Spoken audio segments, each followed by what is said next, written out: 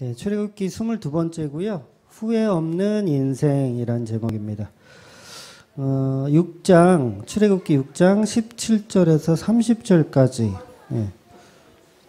다 보도록 하겠습니다.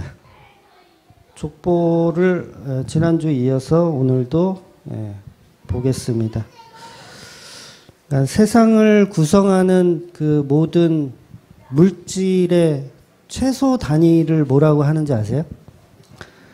물질을 구성하는 최소 단위. 원자. 네, 맞아요. 박수. 박수. 네. 모든 물질을 이렇게 쪼개서 제일 작은 입자를 우리는 원자라고 부른다고 해요. 네.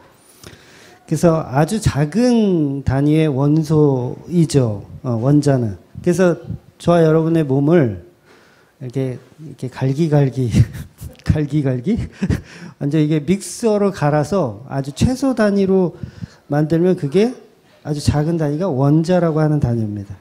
근데 이 원자는 예를 들어서 이 원자가 이렇게 둥그랗게 있으면 이 원자는 어떤 구조로 되어 있냐면 가운데는 원자 핵이라는 게 존재하고요. 그 주위를 전자가 이렇게 돌고 있대요. 그러니까 원자 핵과 전자가 돌고 있는 그 하나의 그 사이클, 그거를 원자라고 하는 거예요. 근데 이 원자의 개념이 이게 놀라운 게 뭐냐면 원자 핵과 전자까지의 거리가 굉장히 멀다 그래요. 그러니까 이게 최소 단위니까 우리가 좀 개념이 없는데 예를 들어서 원자 핵의 크기가 예를 들어 개미 새끼만하다. 그러면 이 원자의 크기는 종합운동자만하다는 거예요. 그러니까 개미 새끼와 종합운동자 크기. 그러니까 거리가 상당한 거죠. 그러니까 이런 원자들이 모여서 저와 여러분이 이루어져 있다는 거죠. 그러니까 다시 말하면 뭐냐면 저와 여러분을 물리학적으로 이렇게 쪼개 놓아 보면 사실은 텅 빈 공간이라는 거예요. 왜냐면 원자 핵 크기가 만약에 축구공 크기다라고 하면 이 원자 핵을 돌고 있는 전자의 위치는 어디냐면 여기서 한 서울역 거리에서 축구공만한 거를 이렇게 바라보고 서울역 거리에서 그 주위를 돌고 있는 거예요. 이렇게 마치 그러니까 이 달이 지구 주위를 이렇게 도는 것처럼 그렇게 먼 거리에서 돌고 있는 게 그런 하나의 사이클이 원자인데 이 원자가 정말 우리 몸에 수억 조개가 모여서 우리 몸을 이루고 있는 거죠. 그러면 그 원자는 사실 빈 껍데기라는 거죠. 없음이라는 거예요. 없음. 빈 껍데기. 그러니까 성경이 우리를 흙으로 지었다고 하잖아요. 흙으로. 근데 그 흙은 그냥 일반적인 모래가 아니라 아파르라고 하는 티끌이라는 개념. 그러니까 원소 자체가 그냥 없음이에요. 티끌이에요. 티끌. 그러니까 이런 걸로 우리 몸이 만들어졌다는 거죠. 우리 몸뿐만 아니고 모든 물질은 다 텅 비어 있다라는 거예요. 텅 비어 있다라는 거. 그러니까 한마디로 저와 여러분은요. 재료가 다 똑같아요. 그러니까 여기서 이 집사님을 이렇게 원자로 다 쪼개놨어. 저도 원자로 다 쪼개놨어. 두 개를 딱 섞어 놓잖아요. 그러면 구분할 수가 없대요. 똑같기 때문에 구분할 수가 없대. 그래서 사람이라는 건 그 원자, 이 모양이 다른 게 아니라 원자는 다 똑같은데 그 배열의 차이, 어떻게 배열하냐에 따라서 뭐 이 집사님이 되기도 하고 제가 되기도 하고 이렇게 된다는 거죠. 그러니까 결국은 우리는 재료가 똑같다는 거예요. 그러니까 흙이라는 티끌이라는 재료에서부터 출발해서 하나님이 만드셨다는 거죠. 그래서 원자라는 게 텅 비어 있으니까 원자가 원자를 만나면 사실 어떻게 해요? 통과돼야 되잖아요. 원자가 원자를 만나면. 근데 이게 자기장이라는 게 존재하기 때문에 통과가 되지 못하는 거래요. 그래서 만약에 자기장의 그 역할이 만약에 상실되면 어떤 일이 벌어지냐면 이 물건이 다 통과되는 거예요. 그냥. 마치 예수님이 벽을 뚫고 이렇게 지나가셨던 것처럼 복음서에 보면 나오잖아요. 그런 것처럼 그 원자는 그냥 이렇게 다 허공이나 마찬가지인 거죠. 허공이나.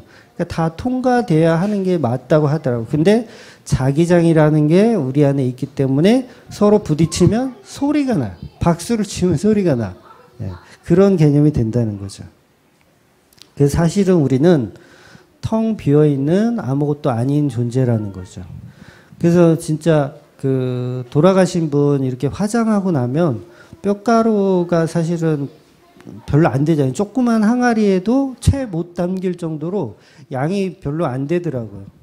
그만큼 우리 인간은 결국은 하나님 앞에서 또한 우리 인간들 사이에서도 사실은 가치가 별로 없는 거라는 거죠. 그래서 오늘 이 성경의 족보라는 것은 결코 인간의 가치를 높이기 위한 게 아니고 오직 예수 그리스도를 나타내기 위한 도구라는 거예요. 그러니까 지난주에 이어서 계속 족보에 대한 본문을 보고 있는데 지난주는 모세와 아론의 출신에 대한 이야기를 중심으로 얘기했다면 오늘은 아론의 자손에 대한 이야기, 이게 족보가 그렇게 마무리되거든요. 아론의 자손에 대한 이야기가 나와요. 그러니까 우리가 생각할 때는 아론보다는 모세가 더 먹어주잖아요. 여러분들 아론 하면 별로 사람들이 별로 취급을 안 해주는데 모세 그래야 이렇게 취급을 해줘요. 근데 오늘 족보의 내용을 보면 모세의 자식들에 대한 후손에 대한 이야기는 없어요. 없고 아론의 자식들에 대한 이야기만 나온다는 거죠. 그러니까 우리가 생각할 때는 주인공은 모세고 아론은 좀 이렇게 보조자 역할인데 왜 성경은 굳이 모세가 아닌 아론에 대한 이야기를 더 많이 지금 오늘 본문에서 이야기하고 있을까? 그러니까 나중에 이제 우리가 좀 자세히 더 보겠지만 아론은 이제 제사장 역할을 감당을 하거든요. 그래서 아론의 후손에 대한 이야기를 미리 지금 성경에서 이렇게 족보로 이야기를 던져놓는 거예요. 그러니까 출애굽기에서 이러한 이제 레위 지파에 대한 개념을 미리 이제 설명했잖아요. 지난주에도 레위 지파에 대한 개념을 설명했고 어린 양의 피에 대한 설명. 그러니까 레위 지파라는 개념은 어린 양의 피에 대한 개념을 설명하는 거죠. 그거에 대한 서론적인 이야기를 한 거고 출애굽기 다음 책이 이제 레위기잖아요. 이 레위기 전체가 바로 하나님 사랑과 이웃 사랑을 실천할 수 있는 11조가 되어서 죽으신 그 어린 양 예수 그리스도에 대한 십자가 이야기를 말하는 책이거든요. 그래서 그 중요한 이 내용의 지금 토대를 만들고 있는 거예요. 토대를. 그래서 지금 모세라는 개념보다는 아론의 자식은 제사장을 할 분이니까 제사장이라는 건 예수 그리스도의 피에 대한 이야기를 설명하려고 하는 지금 서론적인 이야기를 지금 오늘 본문에서 하고 있다는 거죠. 그래서 이제 예수 그리스도가 구체적으로 이제 등장을 해요. 조금 있으면 이제 홍해를 갈라는 것부터 시작해서 광야 생활하는 것부터 전부 이제 예수 그리스도에 대한 이야기를 하려고 하는 거예요. 그리고 가장 결정적으로 이제 유월절에 관한 이야기가 나올 거예요. 10가지 재앙을 하면 마지막 재앙에서 10가지 재앙, 굉장히 구체적으로 예수 그리스도가 언급되는 게 이제 나와요. 창세기에도 물론 예수 그리스도의 그림자로 다 예표가 되지만 결정적으로 출애굽기에서 이제 그 얘기를 이제 시작하려고 하는 토대를 오늘 족보를 통해서 이야기하고 있다는 거죠. 그래서 굉장히 이 족보는 쉽게 넘어갈 만한 내용은 아닌 거예요. 굉장히 중요한 이야기입니다. 그래서 그 어린 양 예수 그리스도의 서론적인 이야기를 하는 발판인 거죠. 그러니까 사실은 창세기 모든 내용, 출애굽기 모든 내용, 레위기 모든 내용 전부 예수 그리스도의 십자가에 대한 이야기를 하려는 지금 이렇게 준비를 하고 있는 과정인 거죠. 그러니까 성경책을 어디를 뒤지든 전부 예수 그리스도의 십자가 이야기밖에는 사실은 없어요. 그래서 목사들이 설교할 때도 사실은 설교의 방향성이 사실은 다 같아야 돼요. 다 똑같이 예수 그리스도의 십자가에 대한 이야기로 포커스를 맞춰서 설교를 다 해야 됩니다. 그런데 안 그런 목사님들이 꽤 많더라고요. 그러니까 레위기서에서 보면 보통 이제 목사님들 설교할 때 이 율법에 대한 이야기를 레위기서에서 하고 또 제사에 대한 이야기를 하다 보니까 전부 그 제사에 대한 이야기를 예배하고 연결시켜서 설명하려고 그래요. 예배하고. 그러니까 제사에 대한 이야기를 예배와 연결시키려고 하니까 이게 방향이 틀린 거예요. 그러니까 제사에 대한 이야기는 예수 그리스도의 십자가로 연결해야 되는데 예배하고 연결시키려고 막 이렇게 비슷하거든요, 사실. 비슷하거든요. 그러니까 누가 봐도 아, 제사는 예배의 모형이고 구약의 모형이야. 그래서 연결을 하는데 그렇게 연결하다 보면 결국은 행위가 돼버린다는 거죠. 인간들이 뭘 해서 하나님께 예배드려서 어떻게 하나님을 기쁘시게 할까라는 쪽으로 발전을 하게 되는 거예요. 그래서 너네들은 왜 예배 똑바로 안 드려? 라는 설교를 들을 수밖에 없어요. 그러니까 레위기서에 있는 그 제사들을 예배로 연결시키다 보면 그렇게 될 수밖에 없죠. 그래서 레위기에도 속죄일에는 제사장도 방울 달고 지성소에 들어가서 목숨 내놓고 예배하는데 너희들은 그따위로 예배할래? 라는 식의 설교가 나올 수밖에 없잖아요. 왜? 예배하고 연결을 하려다 보니까 그렇게 나올 수밖에 없죠. 근데 그런 식의 성경 해석은 다 틀린 거예요. 무조건 레위기서에 나온 구약의 제사들은 전부 예수 그리스도의 십자가 하나 얘기하는 거예요. 다른 거 얘기하는 게 아니라 그 십자가.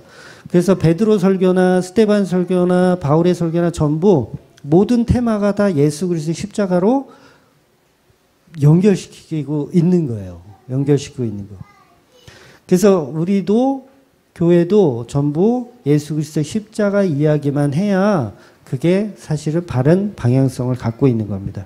그래서 성경 전체는 오직 예수 그리스도의 십자가만 이야기하는 겁니다. 그래서 설교에 구석사적 예수 이야기가 없으면 그건 설교가 아닌 거죠. 네, 그건 설교가 아닌 거예요. 그 예수의 이야기를 아론의 족보로 이제 제사장의 역할을 감당할 아론의 자손에 대한 이야기를 오늘 본문에서 족보로 등장시키고 있는 거예요. 그래서 본문의 초점은 야곱의 아들 레위서부터 시작해서 비느하스에 이르기까지 이스라엘 내의 제사장적 신분을 그 위치를 주는데 거기에 굉장히 중심이 되는 인물이 누구냐면 모세가 아니고 아론인 거예요. 아론. 그래서 앞에도 말씀드렸지만 모세의 아내라든지 십보라라든지 아니면 모세의 아들들에 대한 이야기는 생략되어 있고 아론의 자손의 이야기만 오늘 본문이 증거하고 있어요. 그러니까 이 부분에 있어서 많은 주석가들의 해석이 약간 좀 다르거든요. 그러니까 모세의 후손들은 사사기에 들어가면 단지역에서 우상을 섬기고 막 그런 일이 좀 있어요. 모세의 후손들이 우상을 섬기고 막 그랬어요. 그러다 보니까 하나님이 모세를 오늘 족보에서 이렇게 빼버리고 아론을 부각시켰다라고 주석가들이 그렇게 해석을 하지만 제가 볼 때는 그 해석은 바른 해석은 아닌 것 같아요. 굉장히 틀린 해석이고 실제로는 모세는 예수 그리스도의 그림자로 등장하는 인물이기 때문에 자손에 대한 부각을 시켜서는 안 돼요. 이게 어떤 개념이냐면 우리 인간은 영웅 만들기를 굉장히 좋아한단 말이죠. 그래서 모세의 자손들까지 모세의 일을 감당하고 그 대를 이어가면 우리는 그 라인이 영웅이 돼버려요. 그 라인이. 어떻게 하면 우리는 모세의 집안이다 라는 식으로 영웅이 돼버리기 때문에 하나님은 그것을 철저하게 막으신 거예요. 그래서 오늘 본문에도 아론이 제사장의 역할을 감당하게끔 설명하시는 내용인 거죠. 그래서 아론은 뭐 우상숭배 안 했나요? 아론도 우상숭배 했잖아요. 황금송아지 만들고. 그런 사람임에도 불구하고 그 아론에게 그 역할을 맡겨주시는 거죠. 그래서 모세는 그냥 예수 그리스도의 그림자로 등장하기 때문에 자손들에게 그 자리를 주지 않은 걸로 보는 거예요. 그래서 영적인 이스라엘 지도자로 등장하기 때문에 모세 자신이 우상이 될 수 있기 때문에 하나님이 미리 막고 계신 거예요. 그래서 모세의 자식들은 부각되지 않습니다. 부각되지 않아요. 그러니까 나중에 모세의 무덤도 못 찾게 만드시거든요. 모세의 무덤도 못 찾게 만들어요. 그 영웅을, 그 민족적 영웅인데 모든 사람이 다 존경하는. 근데 무덤도 못 찾게 하세요. 그 이유가 뭐라고요? 하나님이 받을 영광을 모세가 받아서는 안 되기 때문에 그런 거예요. 그러니까 사람들이 모세가 가나안 땅에 못 들어가고 죽잖아요. 죽으면 가나안을 이제 정복해야 되는데 이 사람들이 정복하면서 잘 안 돼. 힘들어. 그럼 어디 찾아갈까요? 모세의 무덤을 찾아간단 말이야. 거기서 모세의 무덤을 찾아가서 막 기도하고 막 그런단 말이에요. 사람은 어쩔 수가 없어요. 그러면 안 되는데 어쩔 수가 없어요. 그러니까 오전에도 말씀드렸지만 우리 믿음이 그렇게 크지 않다니까요.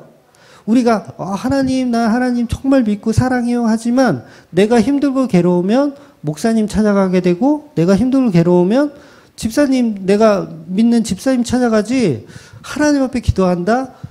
이거는 그렇지 않더라고요.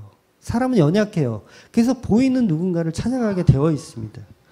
그래서 저도 고3 때 저에게 영향력을 많이 주셨던 전도사님이 계세요. 전도사님 계셔. 그래서 힘들고 어려우면 기도원에 가서 하나님 찾는 게 아니라 힘들고 어려우면 그 전도사님 찾아가. 그래서 상담하고 이런 식으로. 그러니까 인간은 어쩔 수가 없다니까요. 어쩔 수가 없어요. 그래서 하나님은 모세의 무덤까지도 못 찾게 만들어 버리신 거예요. 왜냐하면 우리는 그 모세의 무덤을 또 우상으로 만들기 때문에 그렇습니다. 그런 의미에서 죽은 모세를 부각시키지 않기 위해서 자식들에게도 권력을 주지 않은 겁니다. 안 그러면 왜곡된 족보 타령을 우리는 계속 하게 돼 있죠. 사람의 심리는 어쩔 수가 없어요. 그 명성교회가 그 김하나 목사님한테 이렇게 세습을 이렇게 해준다고 하잖아요. 근데 사람들은, 그 교인들은 찬성을 한다고 하잖아요. 그게 뭐예요? 김사만과 가장 흡사한 사람을 세우기를 원하는 거예요. 우리는 이제 그 교회 안 다니니까 다 반대하고 막 그러지만 그 교인들은 김사만과 가장 유사한 사람, 그러니까 나를 위로해주고 나를 이렇게 해줄 수 있는 가장 유사한 사람으로 그 아들을 대리자로 삼기를 원하는 거죠. 그건 사람의 심리가 그렇다는 거죠. 그래서 그 자리가 굉장히 위험한 자리라는 거예요. 위험한 자리. 엊그저께 뉴스에 또 통합 측에서 해주기로 이렇게 합의를 봤다고 하더라고요. 그래서 뭐 유예기간 뭐 몇 년 갖고 그다음에 나중에 이렇게 세습하는 걸로 이미 결정 났다고 하던데, 그러니까 사람들은 어쩔 수가 없어요. 그러니까 자기가 힘들면 하나님 찾는 게 아니라 사람 찾게 돼 있더라고요. 그러니까 지금도 모세가 얼마나 영웅입니까? 유대인들한테는 모세가 영웅이잖아요. 더군다나 무덤까지 있고 그 자식들까지도 정말 한 자리씩 하고 있으면 여전히 우상숭배에서 빠져나올 수가 없는 거죠. 그러니까 실제로 그 본문 21절에 보면 그 족보에 등장하는 고라라는 사람이 있어요. 그 사람은 모세의 사촌형인데도 불구하고 광야에서 명예욕을 주체를 못해가지고 모세한테 막 대적하거든요. 대적해가지고 심판을 받아요.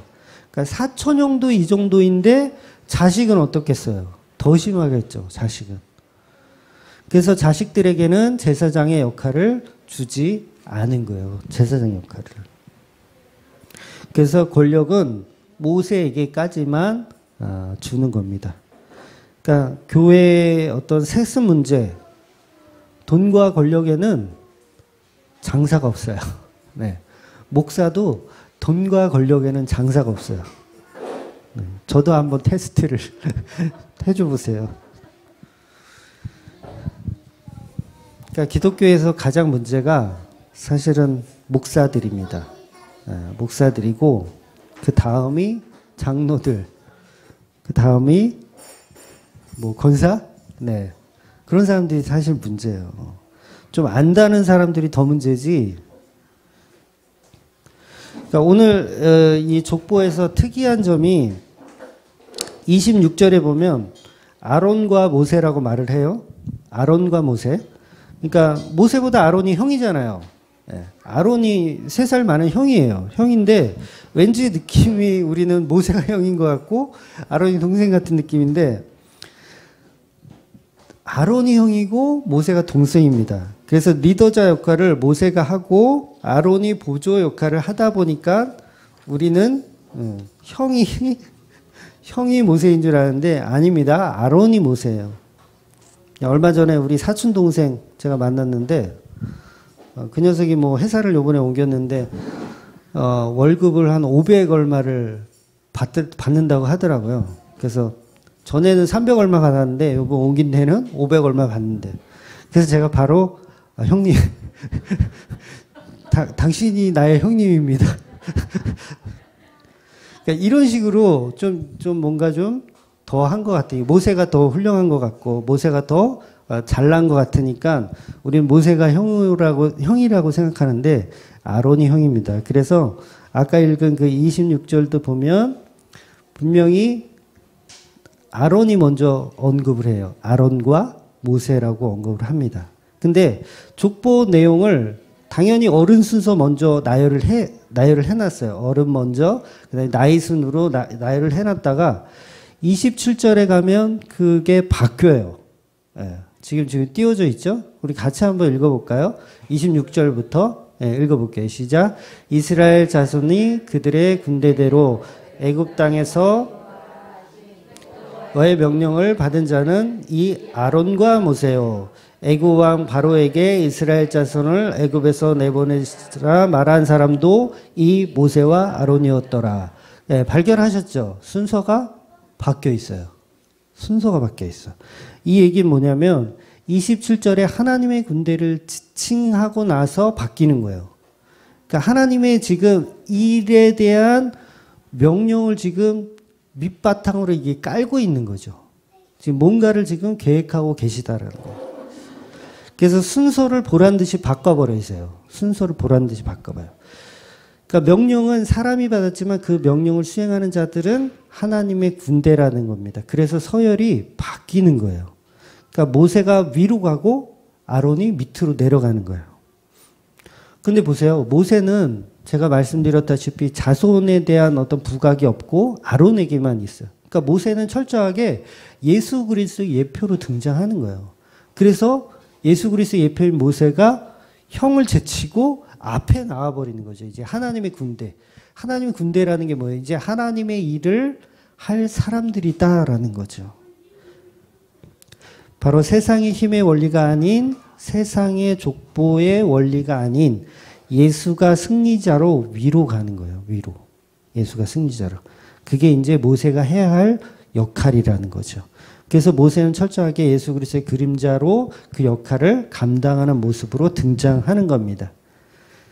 그래서 아론 같은 그 우상 숭배를 일삼는 그런 사람을 저와 여러분을 이끌어가는 그런 그리스도의 모습으로 등장하는 거죠. 그래서 그 모세를 통해서 우리가 아론인 우리가 뭐가 되냐면 제사장이 되는 거예요. 예수가 이끌어 가기 때문에 제사장이 되는 거예요. 그래서 베드로전서 2장 9절 우리가 잘 아는 내용인데 읽어볼게요. 시작. 그러나 너희는 택하신 족속이요 왕 같은 제사장들이요 거룩한 나라요 그의 소유된 백성이니 이는 너희를 어두운 데서 불러내어 그의 귀한 빛에 들어가게 하신 이의 아름다운 덕을 선포하게 하려 하심이라. 그러니까 예수님 덕분에 아론이 제사장이 되는 거예요. 모세의 동생을 잘 뒀던 아론이 제사장이 되는 거예요. 이해가 되시죠? 그러니까 아론은 우상 숭배나 하는 인간이에요. 황금 송아지나 만드는 인간인데 모세 덕분에 제사장 역할을 감당하는 거죠. 그러니까 우리가 베드로전서에 읽은 것처럼 저와 여러분도 사실은 우상 숭배나 하는 존재들이었는데 예수로 인해서 교회에서 예배를 드릴 수 있는 사람이 되어 있다는 거죠. 자, 그런데 아직은 모세가 이런 정황들이나 상황들을 전혀 모르죠. 네, 아직까지는. 그러니까 오늘 마지막 절에 보면 모세가 또 부정을 합니다. 또 부정을 해요. 자기 말 못하는 사람이라고 말하고 도대체 나는 능력 없다고 몇 번이나 말하는지 모르겠어요. 그러니까 모세의 별명은 제가 딱 지었어요. 앵무새. 나는 못해요. 나는 못해요. 이렇게 앵무새. 근데 이게 왜 자꾸 기록되어 있는지 여러분 한번 생각해 보세요. 모세가 나는 못해요. 나는 못해요. 이거를 계속 군데군데 기록해 놨어요. 이거 지금 출애굽기 누가 썼어요? 모세가 썼어요. 나 같으면 그거 다 지웠을 것 같아. 부끄럽게. 왜 자꾸 이거를. 그죠? 모세는 다 경험했잖아요. 광야 40년을 다 경험하고 다 해낸 사람이야, 사실은. 근데 나는 못해요, 나는 못해요. 이걸 굳이 기록할 필요가 있냐고요. 없잖아요. 근데 그걸 기록을 다 해놨어요. 그러니까 모세는 반복적으로 자기가 부정했던 사실을 기록하고 있어요. 이 말은 나는 없다예요. 나는 없다. 나는 이랬었다. 나는 아무것도 아니다. 나는 그냥 티끌이고 나는 그냥 원자에 불과하다. 그 얘기를 지금 반복적으로 모세가 하고 있는 거예요. 그러니까 저와 여러분이 신앙생활을 하면서 계속 이거를 앵무새처럼 이야기해야 되는 거예요. 저는 능력 없어요. 저는 한 거 없어요. 저는 아무것도 아니에요. 이렇게 계속 이야기해야 된다는 거죠. 모세 스스로도 자기는 예수 그리스도의 그림자로, 즉 하나님의 도구로 살아낸 인생이라는 것을 계속 이야기하는 거예요. 나는 주인공 아니고 나는 그림자다. 나는 주인공 아니고 나는 그림자다.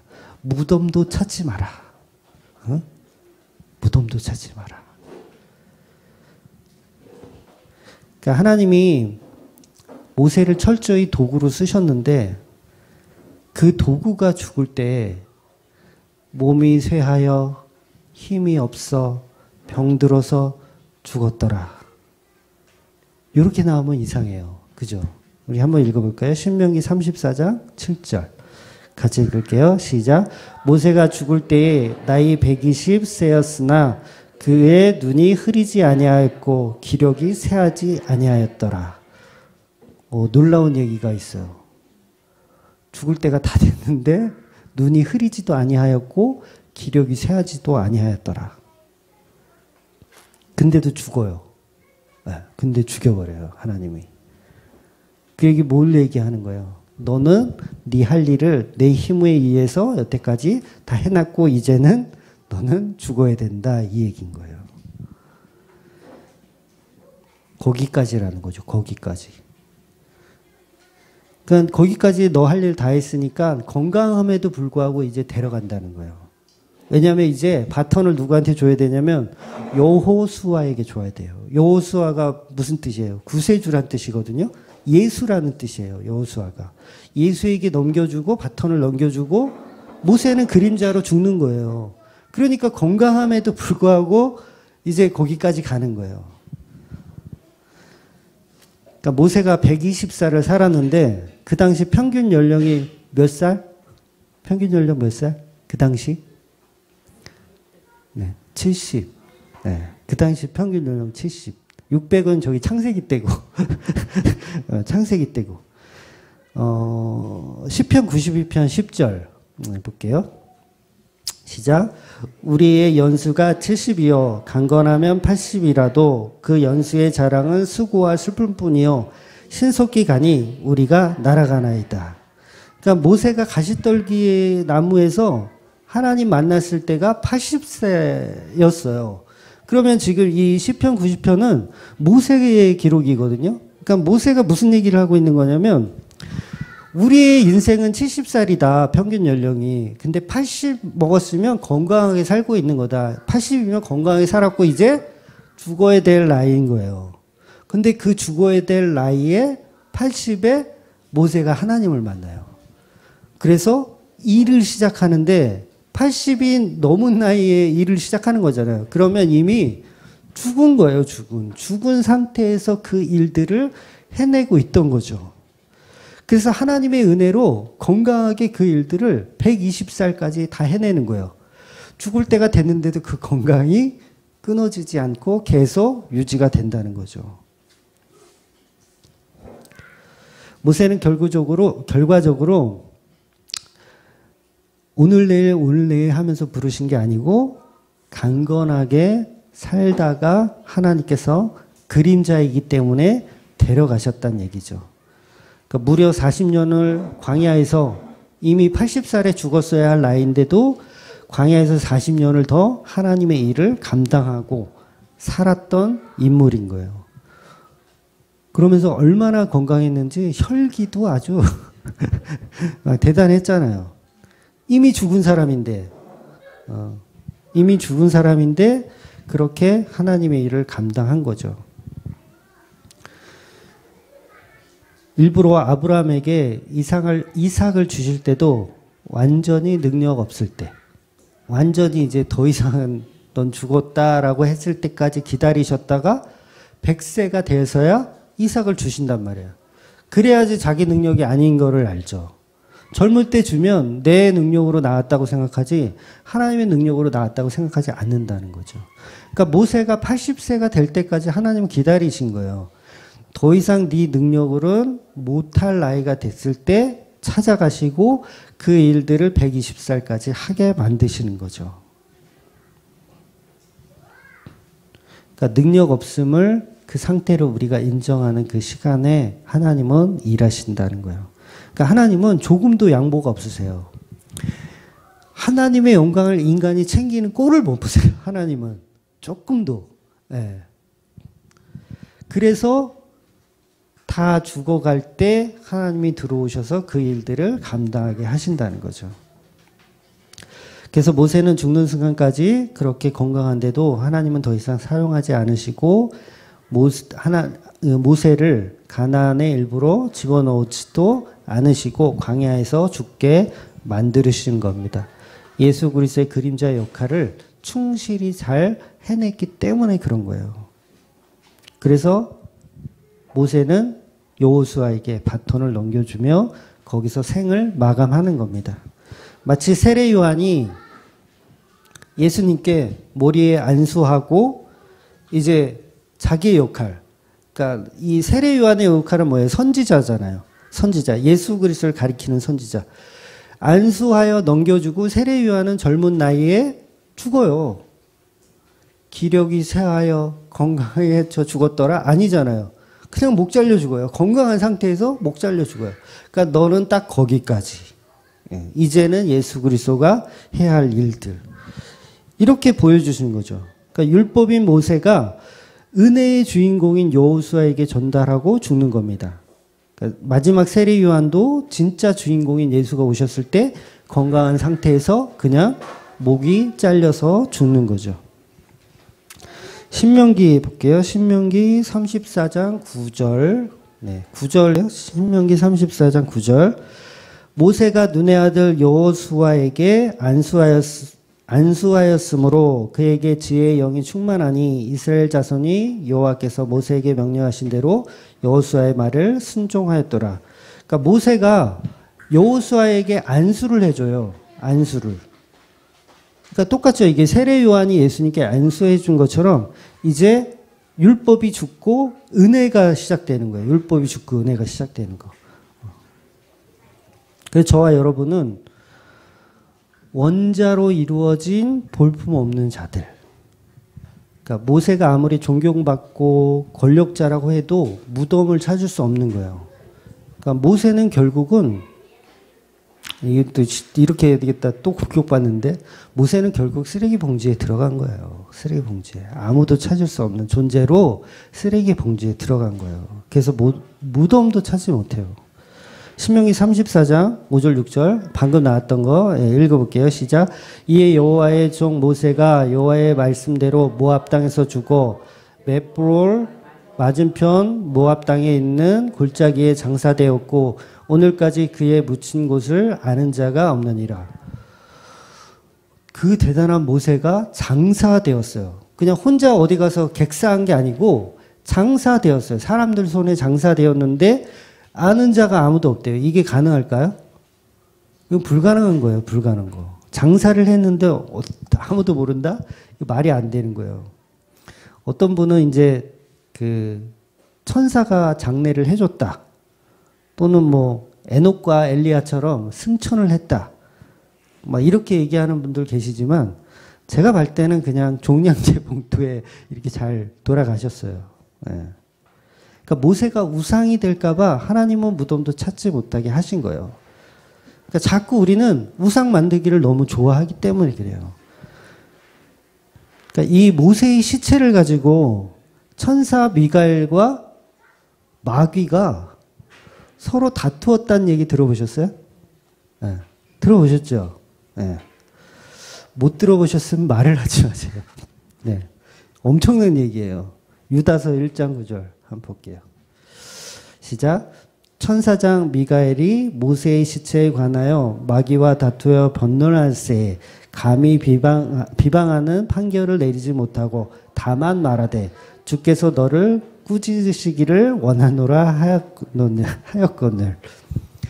미가엘과 지금 마귀가 모세의 시체를 놓고 싸움을 하고 있어요, 지금.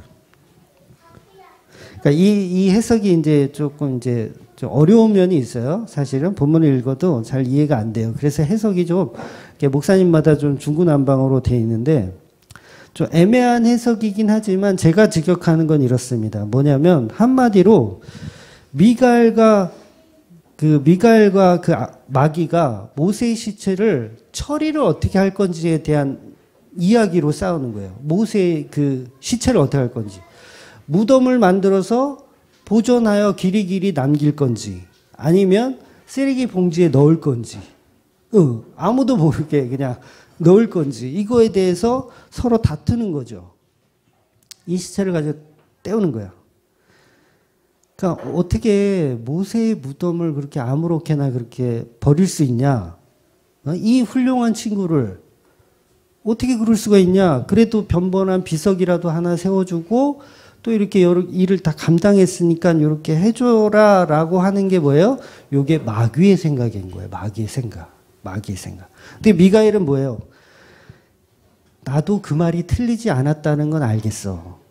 나도 네 얘기가 맞는 것 같아. 모세도 충분히 일을 했으니까 무덤도 만들어주고 비석도 세워주는 게 맞는 것 같아. 아 근데 몰라. 하나님이 이렇게 하래. 이거 안 했다가 너 꾸짖음 들어. 너 하나님한테 혼나 마귀 새끼야. 하나님이 그렇게 하래잖아. 그냥 쓰레기 봉지에 넣어서 버리래잖아. 요 얘기를 지금 싸우고 있는 거예요 지금. 그러니까 너 자꾸 이렇게 딴지 걸지 마. 나도 무덤 제대로 해주고 싶은데 하나님이 그렇게 하지 말래잖아. 자꾸 좀 닥치고 좀 여기 있어. 가만히 있어봐. 지금 이런 내용인 거예요. 그럼 뭐예요? 모세의 무덤을 찾으려고 노력하면 그게 마귀 새끼인 거예요. 무덤 찾아서 뭐 어떻게 하려겠다고요.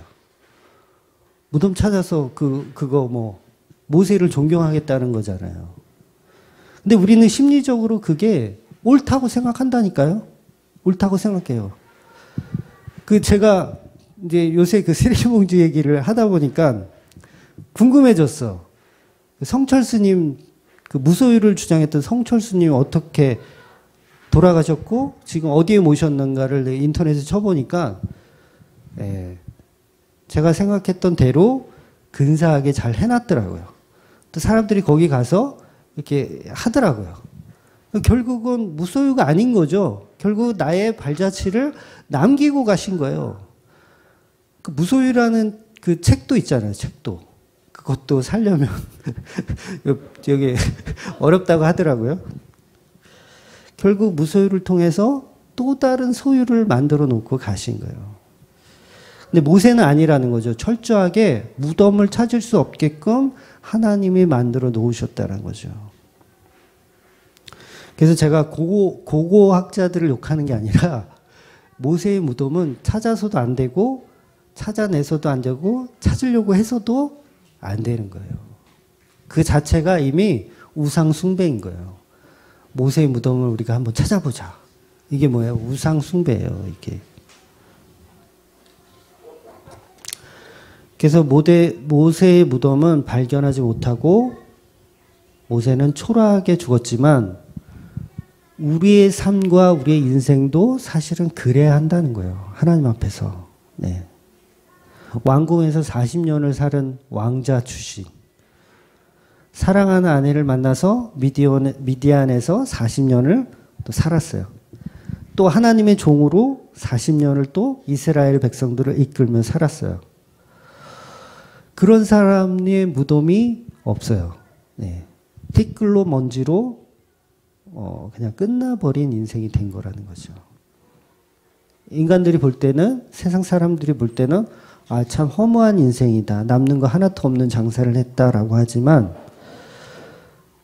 그 모세는 우리가 그 삶을 따라가야 한다는 거예요. 우리의 삶도 사실은. 우리도 무덤 만들 생각 하지 마세요. 네. 하나님 앞에 없음입니다. 없음. 그러니까 이 얘기는 뭐냐면 우리의 가치를 드러내지 말자라는 거예요. 무덤 얘기하는 게 아니라, 쓰레기 봉지 들어가라는 얘기가 아니라 우리의 가치를 남기려고 하지 말라는 거죠.